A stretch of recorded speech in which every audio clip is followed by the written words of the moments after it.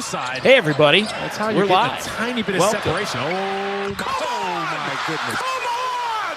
6 for 6! He's barely across midcourt. He's a monster. Oh, Siakam will flip it in and draw another foul. What is Curry doing? And that is how we will kick it off. Yeah, how about that? Stephen Curry going off, and the Warriors win again. As we welcome you to Dubs OT with JD, John Dickinson, Greg Silver. I am in Las Vegas on Radio Row for Super Bowl 58. I got the KNBR banner in the background. It's awesome. Greg's back in San Francisco. And yeah, man, it is a quiet Radio Row here in Las Vegas with everything with the lead up to Super Bowl 58. But in the background over the course of this week, Greg, the Golden State Warriors have now won for a third time. Maybe I should just stay in Vegas. Maybe I should just stay in Vegas because the Warriors are crushing it during the time that I've been in Las Vegas. But they got their third straight win as they beat Indiana tonight in Indianapolis. 131-109 is the final. You played the Stephen Curry highlight courtesy of NBC Sports Bay Area there off the top.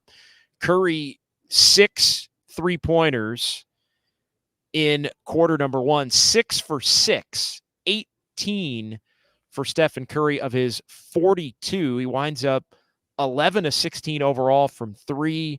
Another nice game from Jonathan Kaminga. Klay Thompson had the night off, but Brandon Pajemski stepped in and was a plus 23. Really, the story of this one, everybody played pretty well for the Warriors, at least in terms of impact. And, we really talked about them needing a trip where they could go 4-1. And it didn't look like they were going to get there after the loss to the Hawks in overtime on Saturday. But they wind up winning in Brooklyn, winning in Philadelphia, winning in Indiana. And, it doesn't matter how you get there, you got there. And now it's 3 in a row. It's 4 of 5. And it's also 6 of 9 going back to since the Warriors came back from the break following the passing of Decky, Coach Decky, Dejan Milojevic. So, Steve Kerr had really thought after a couple of those tough losses to the Kings and Lakers that the Warriors were potentially turning a corner. I was a little skeptical. It looks like maybe they're turning a corner, at least to the greatest point that they have. Maybe this is their best stretch, I think, since early on in the year. I completely agree with that part, that it's the best stretch from early on in the year. And we got a couple pieces of sound that I can play a little bit later in the show, our remote Sounds of Silver edition. And Steve Kerr really touches on just that. And I think the way I'm looking at tonight and this game, JD, is not so much like, oh, I think the Warriors are really good again, and all of a sudden everything's fixed. It's like, no, I mean, let's take a step back. Like, they're still 24-25. They're still on the outside looking in 11th. They're the same number of games back now with Utah, but Utah has one more win and loss, so it gives them a better percentage. Anyway, not important for the month of February right now. But so they're still not a playoff team. But I think what it does give you is it's a couple of things. One is that it validates some decisions from earlier today that they opted to keep a lot of this core together. And I think the second thing is that it also validates the sentiments that Mike Dunleavy Jr. and Steve Kerr have been echoing a little bit, which was actually feeling pretty positive about the team and that they were coming together more and finding some semblance of an identity. Draymond Green's return has been a big part of that. Jonathan Kaminga has been fantastic for 2 months. And Andrew Wiggins, if he can continue to turn this corner and be that very solid two-way player, but especially on the defensive side of the ball, and Andrew Wiggins can get a lot closer to what he was 2 seasons ago, then I think this team is something that you don't necessarily take lightly come playoffs if they can get there in a series. Yeah, and the Warriors, you look at it, another hot shooting game from 3, another game where the ball movement was there. They make 17 threes. Indiana is not a great defensive team, and the Warriors made Indiana pay. 45 in the first quarter with Stephen Curry going nuts. and leading the way with the 6 of 6 from 3-point range. And the Warriors really never look back in this game, and able to comfortably. I mean, when's the last time they've had a couple of comfortable wins? Like when's the last time they had back-to-back comfortable wins? I mean, I can't they've had 3 since the passing of Decky, because the first game back against Atlanta, and then these last 2. And the Brooklyn one looked like it was going to be a real slugfest in that first half. Like, you're kind of thinking, okay, is Brooklyn going to wake up and the Warriors not going to get it together? And ended up being the other way around. But I hear you. I was texting Danny Dunn, our great coworker and fellow producer, because we love talking Warriors. And I'm thinking, wow, back-to-back nights with not really having to stress over holding on to a lead. Like, everyone just looked so much more comfortable playing together. And that was really cool to see. Like, Podziemski and Guy Santos all of a sudden putting some good chemistry on display. And I thought Podziemski in particular was just great tonight. Yeah. No, and he continues to be one of those connectors, one of those bridge players that I think when he makes shots, he's excellent. But even on nights where he doesn't make shots, he still finds a way to be impactful in a positive way. And he was a game best plus 23, stepping in for Klay Thompson and playing alongside Stephen Curry. He rebounds. He's an assist guy. I mean, I love how spread out the assist numbers were for the Warriors in this game. When you go from, you end up with 33 assists, but it's Podziemski with 7. It's Draymond with his usual pushing 10, right? He ends up with 8. And then then it's Wiggins with 5, Kaminga with 4, Lester Quinones with 5. Like everybody was moving the ball and spreading it around. Saric even had 3, and Steph was doing the bulk of the shooting and scoring, so he only had 2. But to have the complementary players really moving it. Now, part of that is, hey, the team's hot and they're making shots, and everybody who touches it and gives it up to somebody, if that next player is going to make a shot, then you're going to have an assist. But when you look at it, I mean, the connected offensive basketball, I think, has returned more frequently of late. And I think a lot of it is Draymond's return.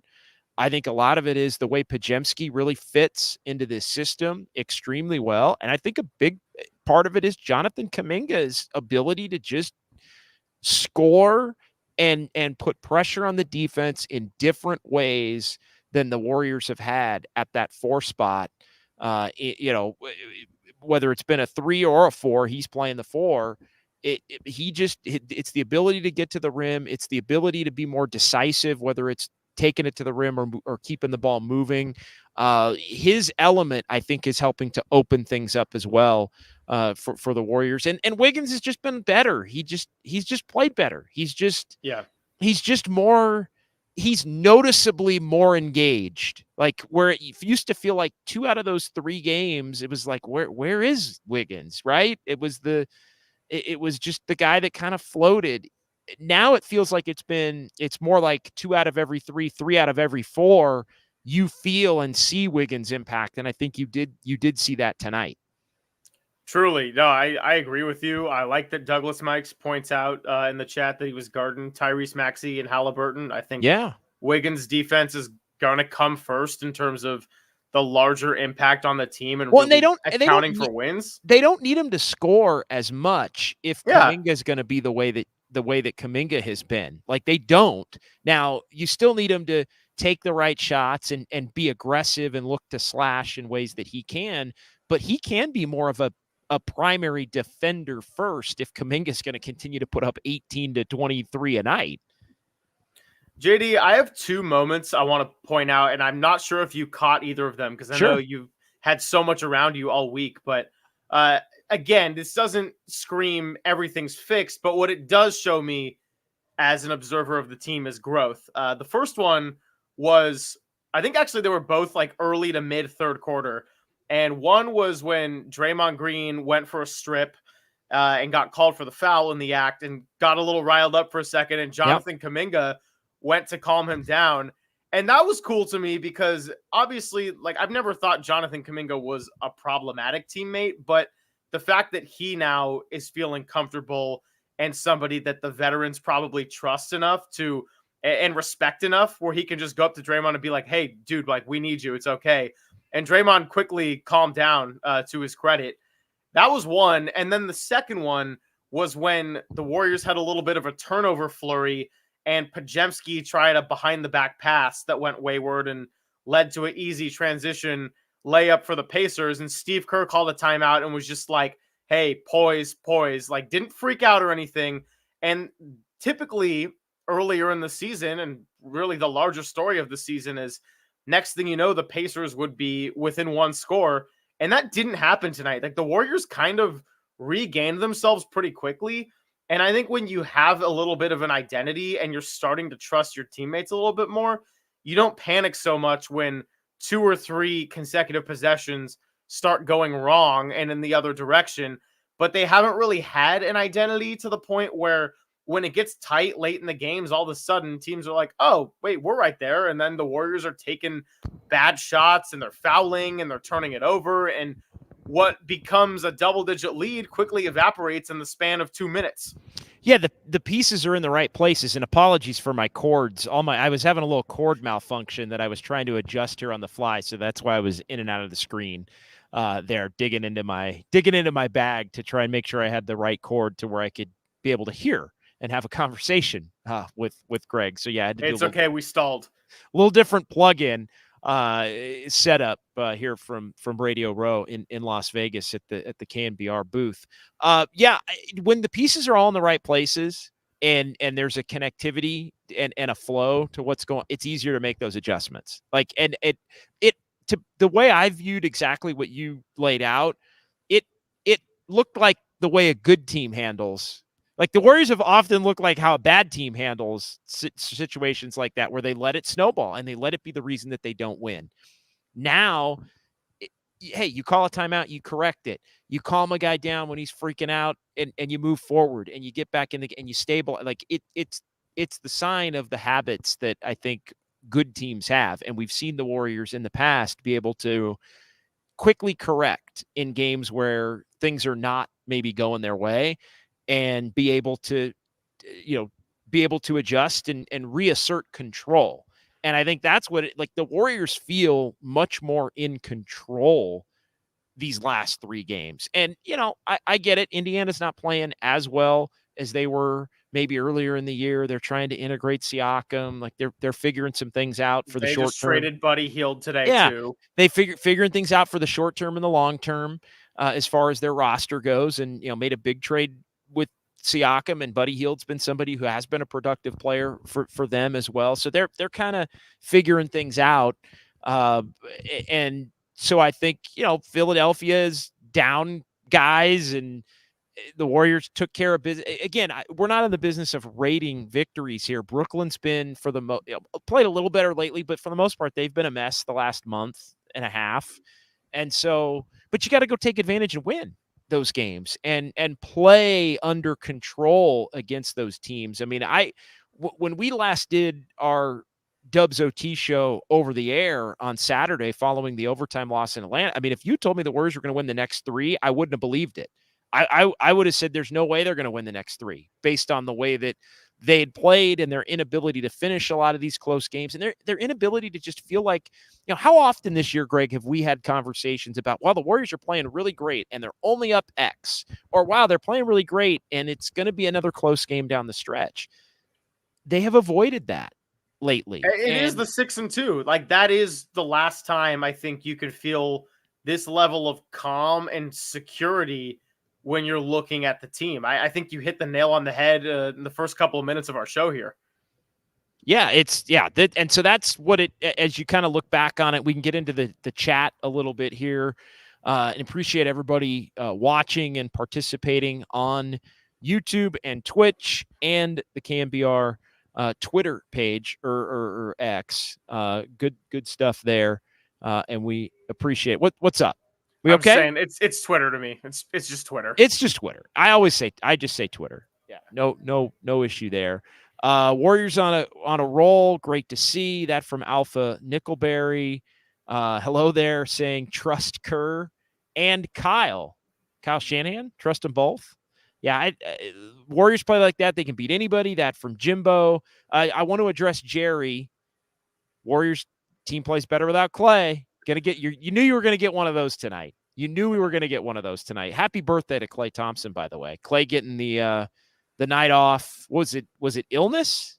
Illness for Klay Thompson. Could have been illness. Could have been hanging out with you and Greg Papa in Vegas. Nah, I don't think it was that. It was not that. No, Yeah. It was absolutely not. It was not hanging out with me in Vegas. That I will confirm.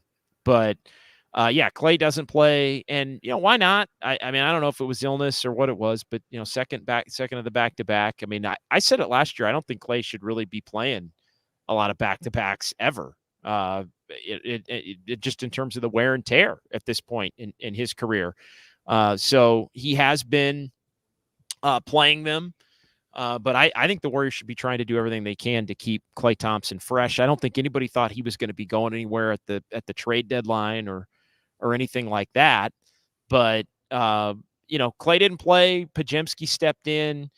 I think the Klay Thompson issue now, I think it gets kicked to the end of the year. Again, not that he was going to go anywhere, but let's see how well he can play down the stretch this season. And let's see where that, because the contract that Klay Thompson gets is going to be determined by the next 2 to 3 months, more so than the way that he's played to this point in the season. Like if he gets on a heater, he's going to make the claim that he's still closer to a max level player.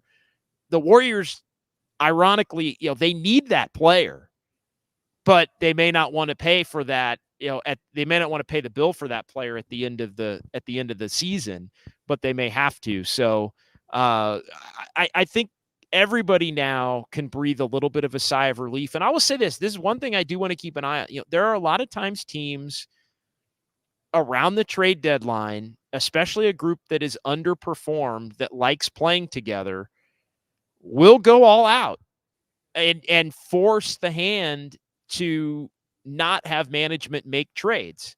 Now we can make what the Warriors have done it.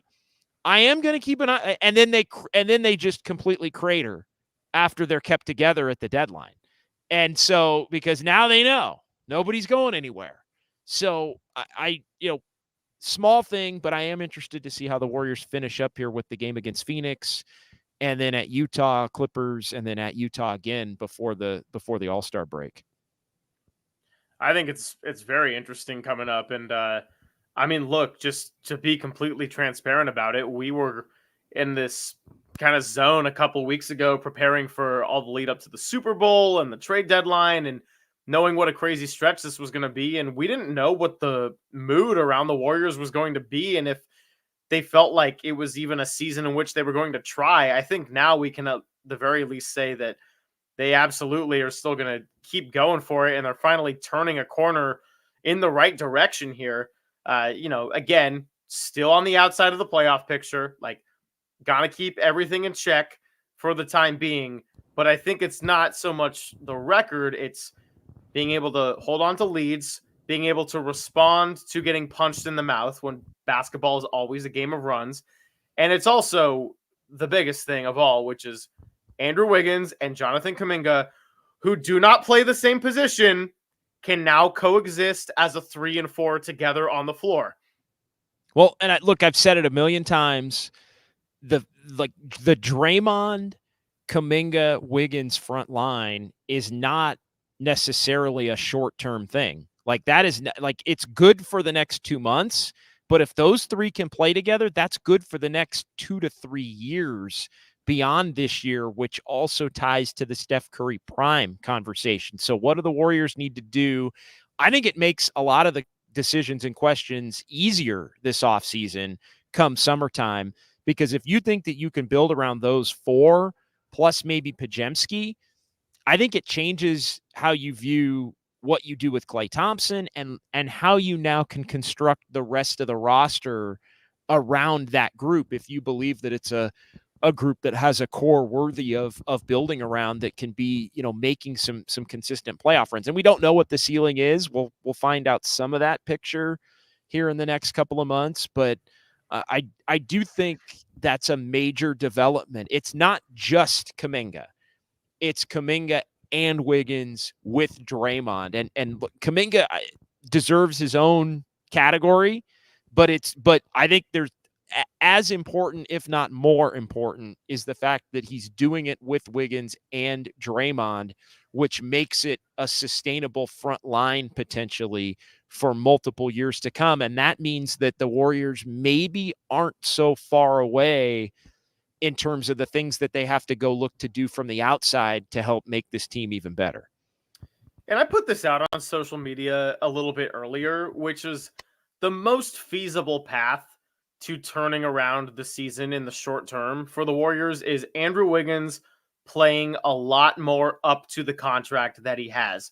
Because you are right, it is not just Jonathan Kaminga. However, them being able to coexist with Draymond as the defensive anchor is huge because Jonathan Kaminga is very deserving of all the minutes he's been getting, and they do need his offense because he's really become that more or less the number 2 offensive option to Stephen Curry. But at the same time, Andrew Wiggins, although his game isn't always the flashiest, and I think that's where fans can get caught up in the Kaminga versus Wiggins. Like, Kaminga makes monster plays. Andrew Wiggins, for the most part... And he did again tonight, by the way. Oh, absolutely. And Wiggins, for the most part, doesn't make very monster plays, but you still need the defense he's going to bring to the table. So if you can have Kaminga and get what you get out of him offensively while simultaneously being able to have that defensive stability from Andrew Wiggins and get out on the perimeter and guard positions 1 through 4, that's huge. And Draymond has been the key to unlocking that so far. So, I think that just Wiggins being able to turn around his season is the clearest path to the Warriors being able to turn around their season, because when it wasn't working, it was all a mess. And as great as Stephen Curry is, when you can't stop anybody and everybody knows who's going to be shooting the ball in close games down the stretch, that's a lot to ask on a 6'3" player in today's NBA. No, it really is. And now we'll see. I think the Warriors are going to be tested here in the next 4 games leading up to the All-Star break, with the Phoenix games, again, the 2 in Utah, with the Clippers home game in between. All those teams are better than the teams that the Warriors have played here the last 3. So, and Utah have been hot, and the Clippers are playing better than anybody in the NBA, and the Suns have been just a nemesis of the Warriors over these last couple of years in the regular season. So, good test ahead. We'll see what happens. Within 1 of 500, again, you don't want to be still having to have that uphill climb. But I think, again, things are not looking as bleak as they were Saturday, when it was just kind of more of the same and 2 steps forward, 1 step back. This team needed a little mini winning streak, and we've talked about it. They're going to have to go once they found themselves a couple of games under 500. They were going to have to go 7-3 to get to 500. They were going to have to go 9-5 to get to 500, something like that. And so they're inching closer to being able to do that. And then at that point, it truly becomes go time. But I do think there's some reasons for optimism that we've laid out here as to just maybe this team could have maybe it is just maybe they could go 12-6 and then 18-9 or something like that over a more extended period of time. And then they start to put themselves in that conversation where, maybe they are in that 7, 8, 9 group with an outside chance at if they stayed at that level, getting to that 6 spot. I still think it's probably too tall to talk about 6. And again, they're not even in the play-in tournament as it stands right now, still, even winning 6 of the last 9. So they can't slip up because they've dug quite a hole. But I think you have to like the different ways that they've gone about doing it. It's Podziemski having an impact. It's Steph being Steph. It's the Wiggins, Kaminga, Draymond front line. It's Guy Santos and Lester Quinones. Even a few people, Drew Down, Jimbo. Mike's pointing it out right here. Douglas too. Mike's more minutes than Moody. I mean, Guy Santos has earned some time, and he's been productive in this, which is not something I would have believed would have happened a month ago, 2 months ago. Lester Quinones looks like somebody that went from not playing at all to might be the 14th man here in a couple of weeks now that they've cleared open a roster spot with the one trade that the Warriors did make earlier today with their opponent tonight, the Indiana Pacers. Pacers had made a bigger move earlier in the day, moving on from Buddy Hield, who they had acquired in the Sabonis trade going back a couple of years from Sacramento, and the Sabonis Halliburton trade, I should say. Indiana got a pretty good player too in that deal in Tyrese Halliburton. So John Dickinson and Greg Silver, it's Dubs OT, it's JD and Silver. Here we are on YouTube, we're on Twitch, we're on the KNBR Twitter page. Appreciate everybody that is watching here as we roll through here on a Thursday night. I'm in Las Vegas, and Greg back in San Francisco as the Warriors win tonight. They beat the Pacers 131-109. They beat Philly last night. They beat Brooklyn on Monday, and they are back to 24-25 with 4 more games to go here in this stretch leading up to the All-Star break. We talked about the trade. We talked about the trade that the Warriors did make. They send Corey Joseph to Indiana in basically what amounts to a salary dumping move. They acquire a 2024 second round draft pick from the Pacers, and the Warriors send Corey Joseph along with a 2025 second round pick, top 55 protected from Charlotte, and cash. So the Warriors basically the Warriors basically paid the Pacers to pay Corey Joseph, if that makes sense. They send the Pacers do not pay luxury tax on Corey Joseph. The Warriors do pay luxury tax on Corey Joseph. So the Warriors sent Corey Joseph to the Pacers, who are going to pay him for the rest of the year, cut him, but the Warriors sent some money along in the deal to help pay for it. But they still save because they don't have to pay the tax money on Joseph, even though they're paying part of Joseph going to Indiana. They take a pick back, which the Warriors will take that second round pick, and then we'll see what happens with the pick that the Warriors sent. A lot of salary cap and or luxury tax manipulation done there in a trade that really doesn't amount to anything. Corey Joseph's getting waived by the Pacers at the conclusion of this move, which was announced this afternoon. But Corey Joseph is gone, so Warrior fans, I guess, can rejoice in that. I had no problems with Corey Joseph. Like, I get it. He was not the most impressive player. I know you got Podziemski at your disposal. You got 2 other point guards that, when healthy, play a lot of minutes and everything. But by all accounts, he was a total professional. And I don't know. I never thought like he necessarily destroyed the team that was also struggling around him. He had some bad moments, though. He did have some bad moments. He did. But just like, I don't know. I was like, I'm not going to hate Corey Joseph. It was never that significant. It was never truly that significant. That's the thing. So that is the move that the Warriors made. I thought, Greg, and I tweeted this out, I thought that the Warriors would look at making what I would deem to be an ancillary move. Like I thought they would look at basically trying to deal somebody that is not Curry or Klay or Wiggins, Kaminga, Draymond, or even Podziemski at this point, for a role player that maybe could fit in the rotation with the other 6 that I just named. Maybe a big man, maybe a veteran wing.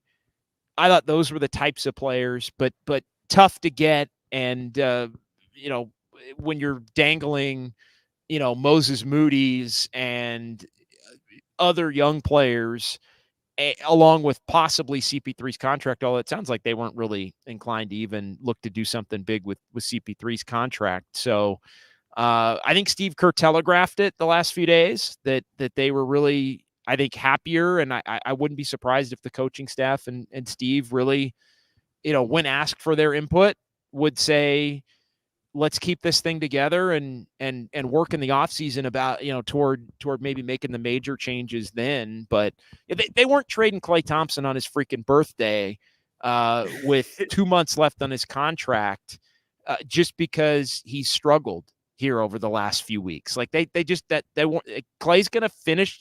Klay may be done in April with the Warriors, but he's going to go out not being traded on his birthday, like you're in an angry trade because you think the guy hasn't played well over the last, like that was never going to happen.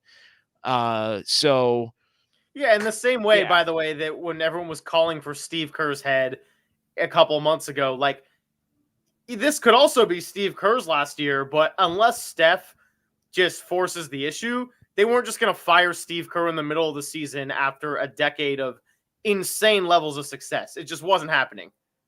No, was not happening at all. And again, we'll revisit because there are times where I think Steve Kerr's out of his own choice not going to come back. I was talking to somebody about this last night at dinner, the fact that it does remind me a little bit of Bob Myers, like Steve's demeanor and the way he's talked about it when asked. He hasn't been asked about it as nearly as much as Bob, because Bob, I think, was so nice in answering it that people would just keep asking it, and he would keep giving it. Like Steve has shut it down a little more curtly to where, I think media knows that he doesn't want to get asked about it every 2 weeks, but I feel like the demeanor is the same, Greg, where it's almost as like I felt all year last year, like Bob knew he was leaving. That's why every time he got asked, he would say, I'm not worried about it, because he knew he was leaving. And it wasn't, he wanted to finish this year because he knew, or meaning last year because he knew he was leaving. I have felt a lot at times like Steve Kerr could be in the same boat. Like there are certain things that are going to have to happen for him to stay. I think he would like to stay, but I don't get the impression he's just going to stay on his own without, believing that he's going to be respected, I think. And believing the reality of the front office and ownership and the players that remain on this roster, along with Coach Kerr, have to be in lockstep about what the goal is for, I think, for Steve Kerr to be brought back and be happy. Like, is it truly championship? And if it is, then that's one thing. If it's not, then that's okay, but everybody's going to have to know it. Yeah, and I think a lot of this is going to come down to many conversations with your star player who seemingly loves you, believes in you, wants to be coached by you for as long as possible. Yeah. Steph's going to try to get him to stay. Yeah, and I know Steve Kerr absolutely loves Steph, not just for the incredible player that he is, but for the person he is off the court and the representative he is as a leader for a franchise that has thousands of eyeballs on it every single second. But yeah, I mean, it's a big we'll see. And I think that, we're going to see how it goes for the rest of the season. Like, life comes at you fast. We've said that time and time again on these shows. And first it was, I will trade Andrew Wiggins for a Costco hot dog, no bun. And now it's like trade deadline. Hey, maybe it was good we didn't trade Andrew Wiggins. Then you also get things like fire Steve Kerr. Oh, maybe he was onto something. Then it was Jonathan Kaminga's lost faith in Steve Kerr. I don't know. Maybe they're doing a lot better now. It seems like there's a great level of trust there. So, come April, if this team's getting ready to play more basketball, then that's going to be their focus. And if they're not, then, I mean, it could be all sorts of things that have gone on by then. Like Draymond could get suspended another time. I hope not. Could happen. Right. Yeah. You better hope that does that. By the way, breaking news. I paused there. Breaking news. The Sacramento Kings have waived Robin Lopez. The Kings buyout market candidate. I'm kidding. Robin Lopez is done. But the Kings acquired Robin Lopez from the Bucks, and then it's kind of the same thing as the Corey Joseph. Like the Bucks sent Robin Lopez to the Kings, similarly to the way the Warriors sent Corey Joseph to Indiana. Basically get them to pay the freight. We'll pay them to pay the freight, and then you can just waive the player. But buyout market, I bring that up because buyout market, the Warriors with the Corey Joseph trade have a roster spot open that they are going to have to fill. They are going to have to fill that roster spot within 2 weeks. So they have 2 weeks to fill it. It could be a conversion of Lester Quinones. It could be 10-day contracts until the end of the year, and then they sign. Then they do Lester Quinones then, because they don't. I mean, Lester Quinones hasn't played enough games to where he's going to be at any sort of limit anytime soon. I think he could play pretty much every game the rest of the way. I haven't done the math on that. Don't quote me on that, but I'm pretty sure he could play just about every game, if not every game, the rest of the way. As far because he's been. And Guy Santos got the last roster spot originally, right? Yes, Okay. correct. That's what I thought. It feels like forever ago. Right, exactly. He got the 14 originally, basically knowing that he wasn't going to play, and so they had the 13 with Guy, and then the 3 two-ways in Robinson and Garuba and Lester Quinones. So yeah, Quinones would be. So they had 16 and then 17 with Guy Santos, but you have to have 14 full contracts. So yeah, now they're down to 13. Two-ways don't count. So I should even say 62. I mean, they count. They obviously can play, as Lester Quinones has done, but and others over the years have played. Ty Jerome, shout out Anthony Lamb. No, I shouldn't bring that in. GP2, Jordan Poole. Yeah, I shouldn't bring them into the conversation. We'll get back into the chat here in a minute. I'm rambling, Greg, but the Warriors do have a roster spot. They can look at the buyout market. Is Andre Drummond going to get cut? Or was that, because I know there were 2 players that I read the Warriors were interested in trading for today. Andre Drummond and Alex Caruso was an interesting name, although it was then reported by Casey Johnson, a Chicago writer, that the Bulls wanted Jonathan Kaminga for Alex Caruso, which ain't going to happen now. That might have happened 2 months ago. Warriors might have done that 2 months ago. But no way in hell they were going to do it now. Mike Dunleavy Jr. called him virtually untouchable. Which I have that sound. Which is accurate. I mean, no doubt. So yeah, weigh in on any of that. Sorry, I rambled my way into that. And if you want to play the cut, play the cut. But there's no way in hell you were trading Kaminga for Caruso now. Yeah, you know what? Why don't we play the cut? Because I think I have 3 cuts we could sprinkle in at some point throughout the show. But why not get a little Dunleavy? Because I think it's an untraditional Sounds of Silver where I didn't just get all your typical post game, because there's just been so many cuts throughout the last couple of days in this week that it's like, I don't know what people have seen. But yeah, let's do it. This is Dunleavy when asked about Kaminga and that trade possibility. Yeah, I think for me, from JK's standpoint, we've had high expectations for him since we drafted him.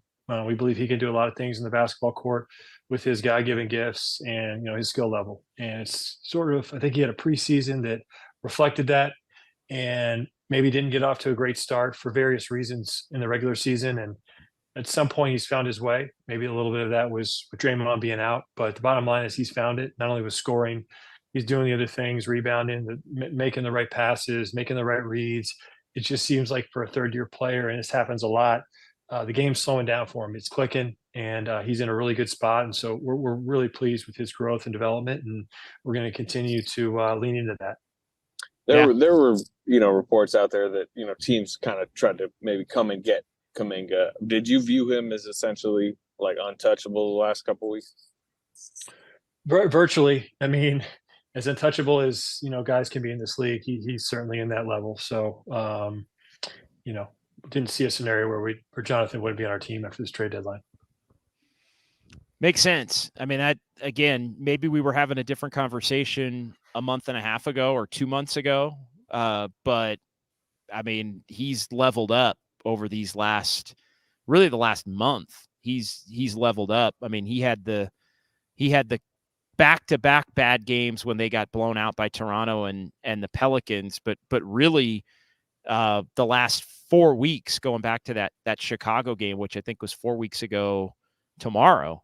That game when they started that road trip that ended with the tragic passing of Coach Decky. That was really, that trip was when Kaminga really started to, he came off the bench against Chicago, had a big game.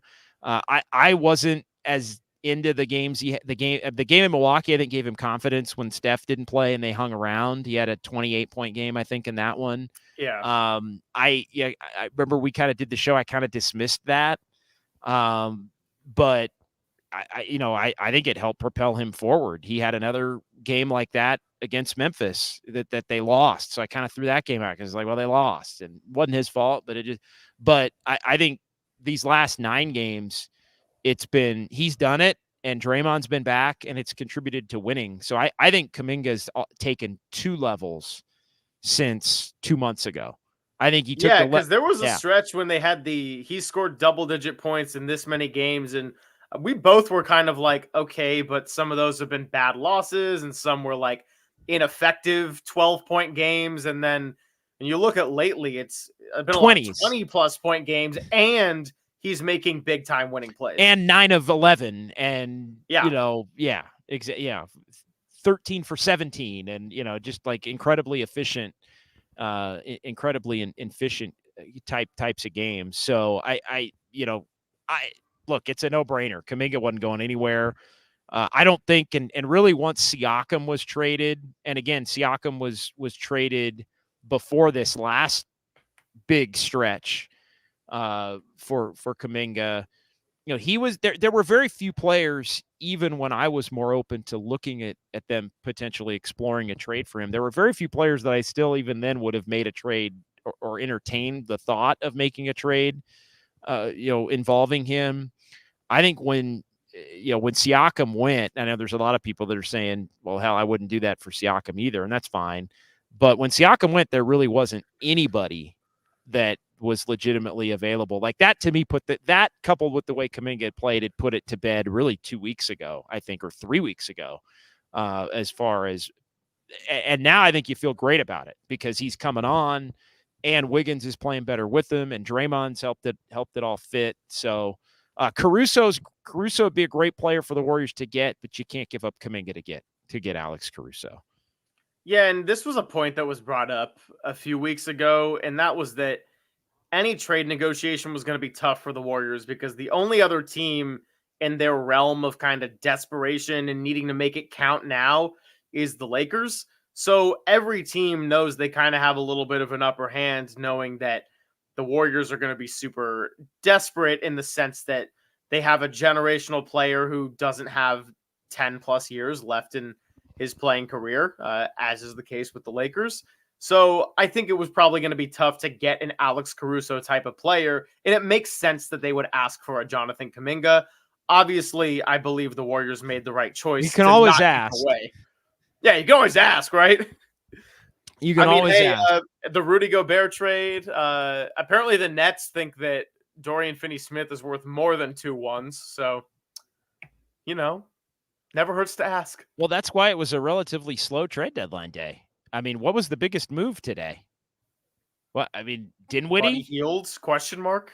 I mean, what was the biggest? Gordon Hayward? Nah, not really. Not really. Like, it was wah-wah. You know what it was? It was a trade deadline that the NBA deserved for having their trade deadline during Super Bowl week.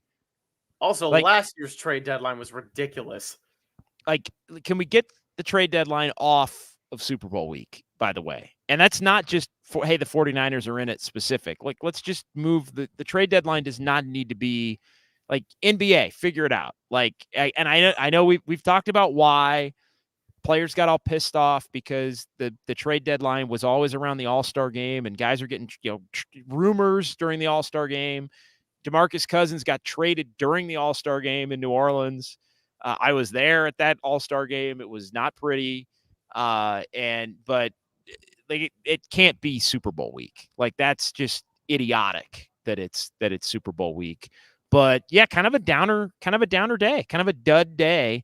The other player was Andre Drummond. Now, I asked you, I hadn't seen, is Drummond going to get waived? Had you seen that or the Bulls? I thought the Bulls were going to keep him. I actually hadn't. I was pretty knee deep in a lot of 49ers content today, so I that one skipped over me. Yeah, no. So I think Drummond was a guy. I looked at his numbers a little more this morning. Yeah, he would be basically he'd be your backup center if you brought him in, or one of your backup centers. And I don't know what the asking price would have been for a guy like Drummond, but I mean, I wouldn't have given up a lot to get Drummond. I wouldn't have given up Moses Moody to get Drummond, or anything like that. So if it could have been was Drummond going to be better / play more than Looney? Probably not. Well, that was the other thing that made me wonder when there was a report about Drummond, was maybe Looney was going to be on the move somewhere. Like that because to me, that would be how the Warriors would absorb. Like you could maybe get Drummond and move Looney and end up basically end up saving some money. And that could have been another little, ancillary saving situation for a player that you're not basically playing a lot right now, that doesn't have a use for you. So, I think, again, it ended up being much ado about nothing as far as the whole trade deadline went league wide, but also as it related to the Warriors. And look, this team's got some momentum now, and how far they can carry it. Let's see. Now that the trade deadline is over, and we talked about Phoenix, and then they got to go back to Utah, which I think is going to be tough. We haven't really talked about that part of it. We knew they were going to have the makeup game in Utah that was probably going to be that night after what was supposed to be the beginning of the All-Star break a week from tonight. But the Warriors also were scheduled to go back to Utah Monday anyway. And so now they're making 2 trips to Utah within 4 days. And look, the Phoenix game is kind of its own thing. ABC Saturday Night Showcase. You're going to be out at Harmonic Brewing for that one. We're going to do Dubs OT again on YouTube, Twitch, and Twitter. But we're going right at the final. We're back to right at the final horn on Saturday. And you're going to be out at Harmonic. So I want to make sure before we call it. I'm excited. JD has graciously given me his chair while he's out in Vegas. It's going to be great. And appreciate Jimmy out at Harmonic and everybody. He's looking forward to meeting Greg. So stop by, say hi to Greg Silver. He'll be having a brew in the corner with the great backdrop that we can't talk about. And we'll be going live, and I'll be in Vegas on Saturday as well, gearing up for Sunday. So looking forward to that. I wanted to make the point about Utah also. I mean, that's going to be tough. I think, considering that's where Coach Decky had passed away, and I mean, going back there, all the emotions of having to play a game there. I think that's actually going to be really, and then having to do it twice within 5 days, I think is going to be, I think that's going to be emotional, and it's not something that maybe they're thinking about, but they're maybe not talking about until they actually get to that point where they fly there on Sunday, probably before the Super Bowl. I would imagine they may be trying to have a little Super Bowl party, watch party, and maybe in Salt Lake City, knowing the way that, the game's at 3:30, they probably fly before then and then all gather to watch the game somewhere. Yeah. That is tough. And I think I was listening, I think it was the Plus Minus podcast. They were talking about how teams have their spots, in that restaurant that they were all at where the incident happened was that was like a Warriors cornerstone for a long time. And where a lot of media members and players and family members got to know each other. So I think it's going to be really tough. But I have to tell you, on a lighter note and a more exciting note, I'm really thrilled for them to play Phoenix up next, because I think that's a great test when you have momentum. Phoenix is not a perfect team, but they've also been hot as of late. Offensively, so much firepower, when the Warriors have been kind of testing their defense a little bit more. And it's like, oh, this defense is working. Okay, yeah, well, now you got Kevin Durant and Devin Booker to deal with for a whole game. you've come close against them like you did in the opener, but you didn't get it done. And now Jonathan Kaminga and younger players like Pajemski, who have really been blossoming, they got a chance to continue this run a level up. Like the Pacers have had a nice season, but they're a pretty young team. Like this is Kevin freaking Durant, who's a 2-time champion, obviously, and Devin Booker, who's made it to a finals as the number one option of a team. This is a no-joke opponent, and I think it's a great test when you have momentum and the defense has been playing better and you're at home. Really, really good measuring stick game for players that have really been blossoming. Yeah, no doubt. And Phoenix is playing much better basketball just, again, over the last really month and a half. I mean, they were 4 under 500 and are now 10 over 500. So 7-3 in their last 10. They've won 3 in a row. They're 31-21 all the way up to 5th in the West. And you look at the Western Conference standings right now, and it's Minnesota's on top, but now Minnesota, Denver, OKC, and the Clippers all are tied in the loss column with 16 losses. And then there's a break. There's a 5-game difference between right now it's the Clippers, but it's the group, really. It's the group that's at 16 losses, 4th, and the Suns are 5th with 21. The Pelicans have moved back into 6th, and it's just a different Western Conference, man. I mean, I'm looking at Dallas, and I'm looking at Dallas is 8. Dallas is 8th, and they're 29-23.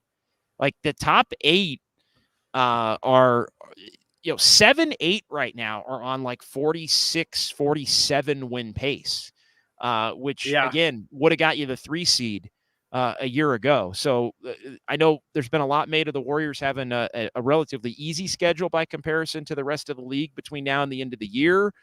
But we're seeing, even as the Warriors are playing better, how difficult it's going to be for them to avoid even the play-in tournament. But I'm with you as far as Saturday goes. Saturday's a hell of a test. The Warriors have had a lot of bad things happen against Phoenix these last couple of years. Scott Foster. And it just a lot of bad stuff, and a lot of bad stuff in Phoenix. So they aren't going back to Phoenix. That game's at Chase on Saturday night. But it should be a good one. So we look forward to doing a live Dubs OT show following that one here on KNBR.com, on KNBR YouTube and Twitch and all of that here for the sports leader. All right, let's do a couple chats and then we'll call it a night. It's been a long day for you, Greg. We're having some long days here in Vegas as well. We do it because we love it. Trick Vic, I wouldn't have it any other way, says I owe, meaning him, Kaminga an apology, saying his ego is too big, maturing before our eyes. Yeah, I think Kaminga he's found a little something as far as just the understanding of roles and what's being asked and fulfilling those roles and not. I think he had a tendency. I don't know that it was ego, and I think I mistook that at times. Like I think there were things that came from maybe his camp that made him seem that way. I think he was more wanting to succeed and almost hurt when he couldn't help or when he wasn't being asked to help. I think a little of that was more that than just ego. Erwin Kwong, has JD gotten in trouble with any of the other Bay Area sports personalities yet? I'm sure Damon and Larry are throwing down shots. I did see those two earlier today and said hi to them. And the question, I believe, was, well, where's the party at tonight? And I said, well, let me get back to you at about 10 o'clock. Well, bing bong, it's 10 o'clock. No. There are our friend Michael Connell, who works in the digital department at KNBR. It is his birthday. So I want to say, happy birthday, Klay Thompson. Happy birthday to Michael Connell. And Looney a couple days ago. And Kevon Looney a couple days ago as well. We're going to do a little, we're going out to have a couple with him. And then who knows where the night takes us from there. And so we'll see about that, but no, I'm not getting any trouble, but having a good time. And everybody's here. All the KNBR guys are here too. We got Copes out here. We got Lund. Papa. Oh my goodness, Papa. No, you guys got a good squad. The other night when we did the show, full disclosure, we got done with the show and I went to meet with where there was a group of people meeting for an adult beverage. And the first person I see when I walk into there was a guy named Silver. That wasn't Craig. And I was like, my God, I went from one Silver to another. And it was like within 10 minutes. It was hilarious, actually. But no, you can't get away. You can't get away. Everybody was having a good time here in Vegas as well. A lot of talk about Klay. Draymond has turned around the defense. Kerr juggling Santos and Lester has been brilliant. Can the Warriors crack the 6th spot? I don't know. Kind of tough. We sort of laid out some of the math on that. The Warriors are going to have to get really, really hot, I think, to be able to get all the way to the 6th spot. But they're giving themselves a chance. And yeah, we talked about a lot of the trade stuff as well. So we appreciate everybody from chiming in here in the chat. All right, that'll do it. Greg, great stuff. We will be back. Last one, actually. Yeah, you got one more? Of celebrations and birthdays. Erwin did ask me how the birthday celebration went. Well, my birthday's not till April, so we're going to delay that a little bit. I will try the chocolate cake shot at some point, though. Okay. Very good. Chocolate cake, April 14th. Look for it. For Greg, I'm JD. We will talk to you on Saturday following the Dubs and the Suns. KNBR, the sports leader.